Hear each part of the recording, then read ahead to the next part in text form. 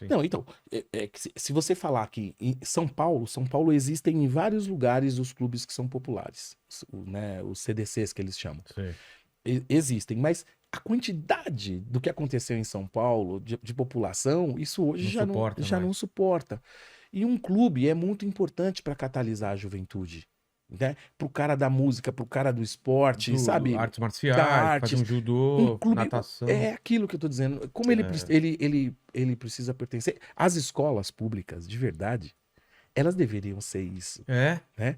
como é lá fora, né? E as escolas viraram equipamentos que foram construídos nos anos 60 e nos anos 70, são as mesmas escolas, Não mudou não mudou nada. absolutamente nada. Se fizeram, fizeram lá uma quadrinha e cobriram, e é isso que tem. Eu estudei em escola estadual e tinha uma quadrinha bem safada, só. É. É, Então não é acolhedor. Você não tem nem motivo do porquê foi pra escola. A gente ia pra escola na nossa época por causa da merenda, mano. é, Entendeu? Comer na escola era uma ajuda até. Pros pais era um alívio. claro. Vai pra escola, pelo amor Escola de Deus. podia ter um jardim pra galera fazer piquenique É. no final de semana, família, Então, né? assim, que vim de lá, vivi tudo isso e pude pertencer também depois a uma outra classe social em função da vantagem econômica, a gente vê bem a diferença, porque eu vejo as escolas como meus filhos estudaram, como que É. era, o que a gente fez e por que que essa separação é tão evidente na vida do povo brasileiro, né? Dá muita tristeza quando você vai para fora e você vê a qualidade de vida e os direitos que os pobres adquiriram nesses países e você não entender por que que o Brasil não dá esses mesmos direitos se a gente é uma terra tão próspera, uma terra de tanto alimento, de tanta fartura, né? É inadmissível ter alguém no farol vendendo, É, tá ligado? Tipo, não é humano isso, não né? é humano. Isso mexe bastante, entendeu? E é um pouco da minha natureza também. Então eu sempre fui para isso. Na política eu agi assim, na música sempre foi disso.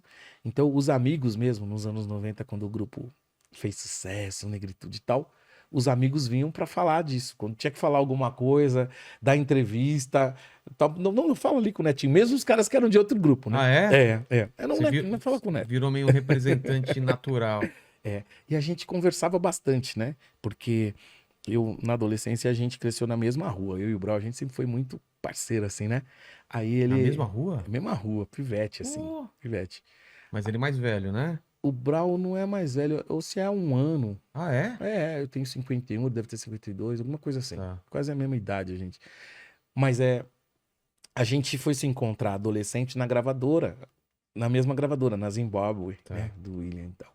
E aí a gente ficava conversando sobre as coisas, e ele já sempre bem politizado, bem Malcolm X, assim. Total, né? E a gente eu bem Luther King, sempre sorrindo, dançando, né? Ele, cara Trocando de, ideia. né? Sempre cara de mal e É, é, tal. é. E você era, Sempre rindo, né? é, Fazendo. E eu falava, Brau, cara, agora que a gente tá conseguindo aparecer e tal, a gente tem que ir pra televisão, a gente tem que pegar os espaços pra falar o que a gente pensa. Ele, não. Esse negócio não é meu, não, mano. Isso aí é você que gosta de rir, de dançar. Você consegue rir, dançar, você tem que ir mesmo. Eu não vou, mano. Eu falei, você tá ele falando não se sério? via, né, como. Não.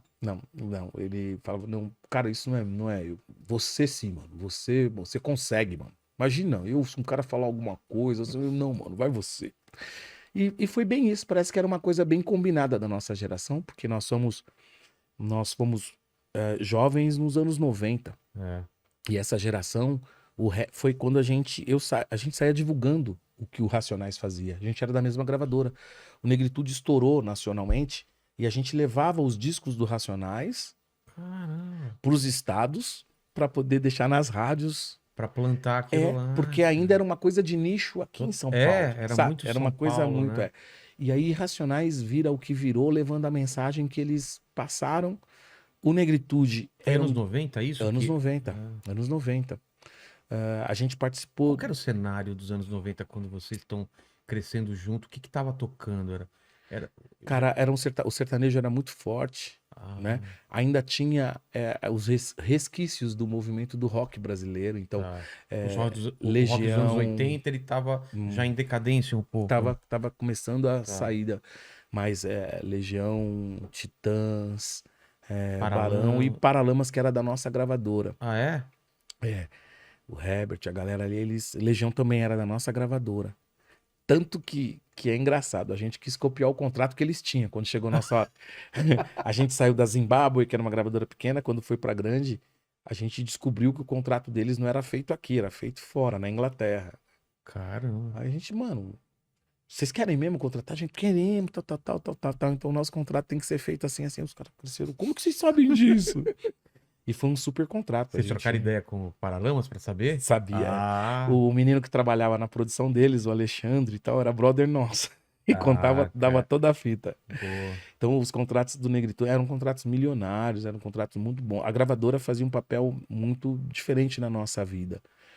E nisso o rap deixa de ser uma cena só de São Paulo e passa a ser nacional. Nacional. Então o Negritude falava com a galera do samba em termos de coisas conscientes, mas era coisa de amor nos anos 90. Era Era uma muito ponte. amor, né? É. O Negritude acho que era o único que gravava coisas assim mais sociais, falando da Coab, falando do senhor presidente, falando da negritude, porque o nome trazia essas É. questões, né? Então tinha Quem criou o que... nome?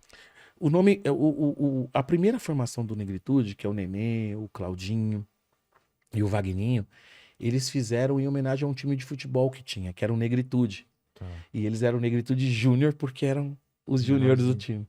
E você entra depois, então? Eu entro depois, eu já entro. Eles formaram o grupo em 83, 84. Eu entro em 86, 87. Mas você tinha outro grupo ou uma outra coisa Eu participava de um outro grupo na saúde, chamava Ah. Novo Estilo. Mas eu era muito moleque, assim. Eu comecei muito cedo. Eu comecei com 13 anos já a tocar. Caramba. O destaque não era por ser cantor, era por tocar muito bem. Isso é novo, né? A gente é de uma geração que é fundo de quintal. Então, fundo de quintal, nos anos 80, Nossa. pô, a gente tinha 10 anos de idade. É o grupo que contrariava o que eram os nossos pais ouviam. Nossos pais ouviam originais do samba. É. Então, vem em fundo de quintal, gente, que isso? Que instrumento é esse? Os caras inventaram instrumento, inventaram banjo, repique, tanta coisa que não existia. Eles inventaram. Caramba, eu não sabia. Eles inventaram aquilo, cara. Aquilo bateu na gente na periferia de um jeito, porque todo adolescente quer ser diferente do que o pai curte. Com a geração Não anterior. é assim? Então a gente começou a aprender aqueles instrumentos. Foram 10 anos para a gente poder se aprimorar, entender e Devolver, né? dominar a cena numa década depois. Nos anos 90 a gente tá formado. Então esse pessoal abriu o caminho pra vocês. Abriram o caminho. Quem mais? Grupo Raça, o Só Preto Sem Preconceito, que é o grupo Só Preto Sem Preconceito. E aí, o primeiro de toda essa trupe que estoura nos anos 90 é o grupo Raça Negra. Exatamente. Né? O Raça Negra puxa a fila. Aí vem Negritude e Só Pra Contrariar. Era o trio que... Isso aí ganhou o Brasil e levava pro mundo todo. Total, Fazia cara, internacional e tudo, fazia tudo. E depois, aí vem Catinguelê, vem Exalta Samba, vem Molejão. Molejão. Cara, vem a galera toda. Aí virou, os anos 90, tomamos o movimento... Um movimento genuinamente de periferia, cara. Então, isso que eu ia falar, não foi nada fabricado, né? Foi uma coisa espontânea. Veio da rua pra gravadora. E aí a gravadora meio que abraçou, não tinha como, né? Não tinha como. Foi um movimento de juventude. O pessoal que fazia faculdade, tava na faculdade, tinha um grupinho de pagode. Os caras montavam um grupinho de pagode ali. Ó.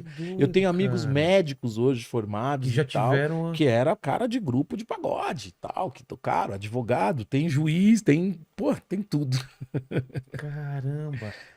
Nos anos 90 o cara queria ter um grupinho de pagode, pegar a menininha, fazer sucesso, não é? Exatamente. Era o que era a banda de rock dos anos 80, né? É isso aí. E muito impulsionado por uma disputa, que é quando, no caso, o SBT diz, através da figura do Gugu, Sei. nos anos 90, o Gugu diz o seguinte: caramba, não vou aceitar ser segundo, não. Né? O domingo, se o SBT tá conformado... O SBT, a princípio, fazia campanha em cima. Eu sou o segundo e beleza. E o Gugu, não. O domingo, não. E aí, cara, a arma utilizada era os pagodeiros, né, cara? Então, aí a Globo se ligou. Então, era um grupo aqui no domingo, um outro grupo ali. Isso pro movimento. Pra vocês, pô. Maravilhoso. E foi rápido acontecer assim? Cara, foi. Parece que as pessoas que veem acham que foi rápido, mas entendam que até acontecer aquilo, a gente tocou durante todos os anos 80 em várias festinhas, em vários aniversários, em vários barzinhos, para se profissionalizar mesmo. Quando vira movimento nos anos 90, a gente viveu essa década toda, até os anos 2000. Ralando, ganhando pouco. Foi o ritmo que pautou o país. Na verdade, nessa época a gente ganhou dinheiro, mas... E aí é um detalhe muito importante. Porque os empresários nossos, nos anos 90, são os empresários que tinham vindo do rock, que já tinha decaído, e do sertanejo, que também estava em baixa. Cara, Então eram pessoas de um nível social diferente que entendiam o mercado. Então, sabiam o que fazer para aquilo virar exatamente. nacional. Um exemplo para você entender, por exemplo, o Fundo de Quintal, os nossos ídolos, eles sempre foram o maior cachê que tinha do samba, pautado em termos de grupo. O cachê da gente nos anos 90 era 5 vezes maior do que o deles. Porque os contratos eram Eram ruins, outros. eram outro tempo. Os palcos, os festivais, o Ah. tipo de evento. A gente fazia todas as feiras agropecuárias do país. Caramba. Né? O pagode saiu do barzinho pequenininho, daquela coisa do pagodinho, para virar show business mesmo, entendeu? Eles Era tocavam para quantas mil espetáculo, pessoas? 50, 60 mil pessoas. Caramba. Grandes espetáculos. Que se mantém hoje na figura do Ferrugem, do Tiaguinho, né? Da molecada que vem do Mumuzinho, Exatamente. né? O Vô pro Sereno, o Turma do Pagode, Pichote, né? Péricles.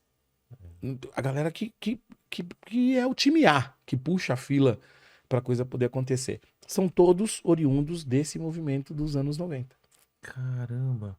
E aí, quando você. E fazendo